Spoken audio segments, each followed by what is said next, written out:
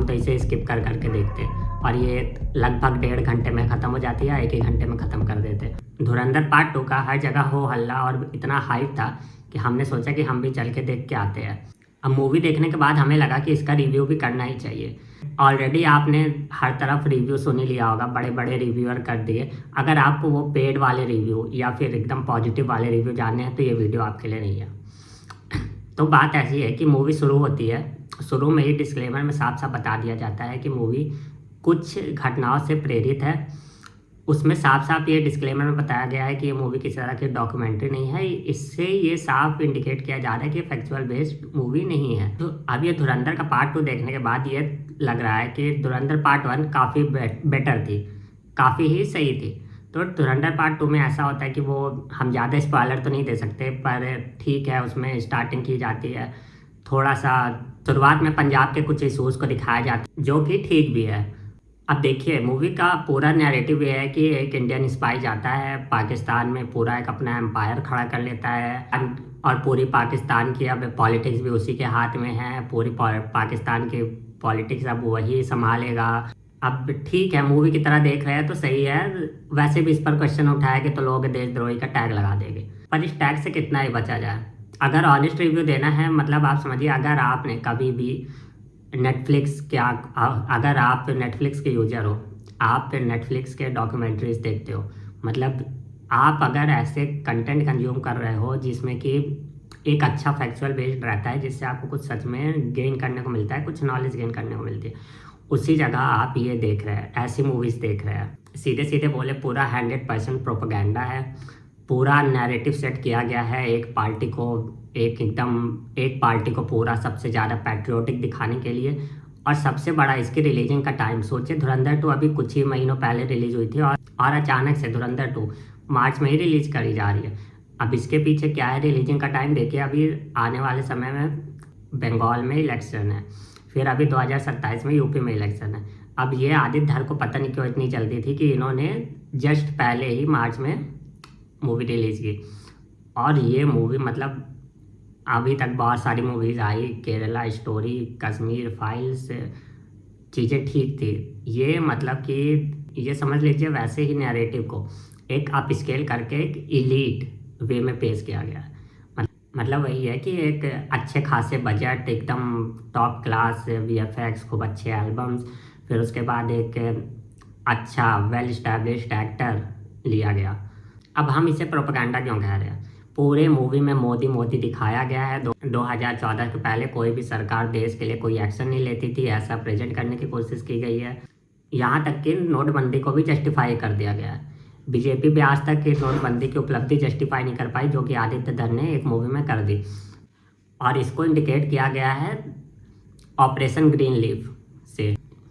फिर इसमें अतीक अहमद का भी इन्वॉल्वमेंट दिखा दिया गया, सीधे टेररिज्म से उसका डायरेक्ट कांटेक्ट, यूपी इलेक्शन में उसका इन्फ्लुएंस, मतलब ऐसे एलिगेशन जो कि ये सरकार खुद भी प्रूफ नहीं कर पाई, वो आदित्य धर ने प्रूव कर दिया अपने मूवी में। तो फिर उसके बाद सबसे बड़ा मास्टर स्ट्रोक बड़े साहब मूवी में। अगर एक नर्स ना आती तो समझ लीजिए देश का एक सबसे बड़ा दुश्मन खत्म हो चुका होता। और ये भी आप पहले तो जाके देखिए कि बड़े साहब है कौन मूवी में।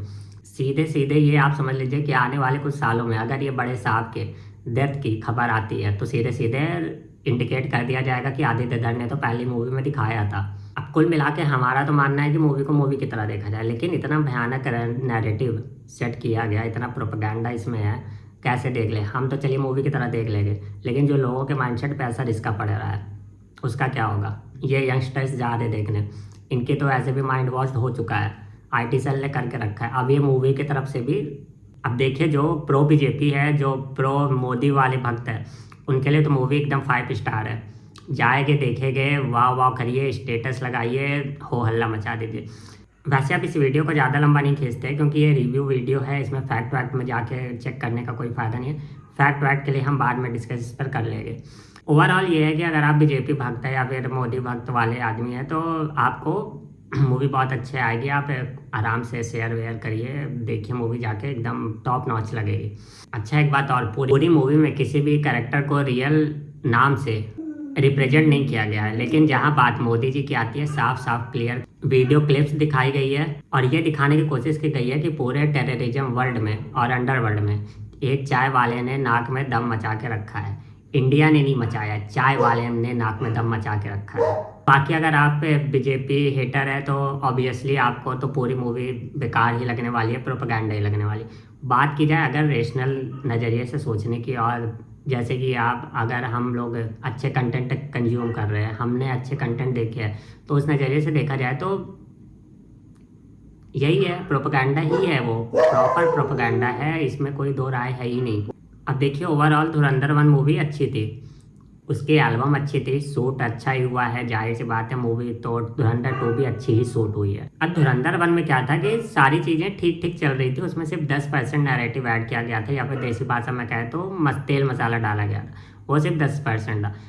अब यहाँ धुरंधर 2 में 10% चीज़ें ठीक ठीक चल रही है, इसमें 90% तेल मसाला डाल के रख दिया गया है। बाकी एट लास्ट में कुछ पॉजिटिव चीज़ें अगर बताया जाए तो पॉजिटिव यही है कि देखिए मूवी शूट अच्छी तरीके से की गई है, जो सिनेमैटिक्स है एक नंबर है। और अगर सच में ऐसे सिनेमैटिक्स और स्किल एक अच्छे स्क्रिप्ट एक अच्छे मूवी में यूज किए जाते तो सच में ये तो बवाल ही चीज़ है। बाकी जो है कितने पूरे लंबे सिनेरियो को प्लॉट करने का तरीका है, अगर ये सच में फैक्चुअल बेस्ड होता और अच्छा होता तो बहुत ही तगड़ी मूवी होनी थी ये। और बाकी अगर लास्ट में एल्बम की बात करते हैं तो धुरंधर 2 में एल्बम भी कोई खास नहीं है, लेकिन हाँ मूवी स्टार्ट होती है नुसरत फ़तेह साहब के एक गाने से, और वही गाने से मूवी एंड भी होती है, और वो गाना सच में टॉप नॉच है। अब ये भी कहने की बात है कि प्रोपेगेंडा वाले लोग नुसरत साहब का गाना कहाँ क्यों यूज कर रहे हैं। बाकी ठीक है, इस टाइम टिकट बहुत ही हाई रेट पे चल रहे हैं, अगर आपके पास पैसा है तो जाके देखिए। 4 घंटे बैठना पड़ेगा, अगर आप ये सब कुछ झेलने के लिए तैयार है तो आप जाके देखिए, क्योंकि देखिए अगर हम टीवी या लैपटॉप पे देख रहे होते तो हम तो इसे स्किप कर करके देखते, और ये लगभग 1.5 घंटे में ख़त्म हो जाती है, 1 ही घंटे में ख़त्म कर देते। बाकी इसके फाइनल अगर प्रिडिक्शन की जाए तो देखिए ये मूवी चलने वाली है, बहुत तगड़ी चलेगी, क्योंकि हमने पहले भी देखी है नैरेटिव बेस्ड मूवी बहुत तगड़ी चल रही है। और बल्कि ये भी लग रहा है कि कुछ तो बीजेपी शासित राज्यों में इसे सच में टैक्स फ्री ही ना कर दी जाए, क्योंकि इन्हें कर देना चाहिए, क्योंकि जो IT सेल इतने सालों में नहीं जितना दिखा पाई प्रोपेगेंडा, वो एक मूवी दिखा रही है। बाकी मूवी अच्छा रेवेन्यू कमाने वाली है, बहुत अच्छा पैसा छापने वाली है, और अगर आपके पास भी पैसे ज़्यादा हो और आपको IT सेल वाला चीज़ें IT सेल वाला कंटेंट बड़ी स्क्रीन पर देखना हो तो बिल्कुल जाके एक बार दिखाइए। बाकी बस ठीक है, यही था हमारा ओपिनियन। और अगर आपको हमारे कंटेंट समझ आते हैं या पसंद आते हैं तो प्लीज़ सब्सक्राइब करिए और शेयर करिए, ग्रो करवाइए, ताकि हम और अच्छे क्वालिटी में कंटेंट ला सकें। बहुत सारी चीज़ें चल रही है, लेकिन ग्रो करवाइए ताकि हम एक अच्छी कम्युनिटी बना सकें हम लोग साथ में, और एक क्वालिटी कंटेंट ला सकें। बाकी ठीक है, धन्यवाद।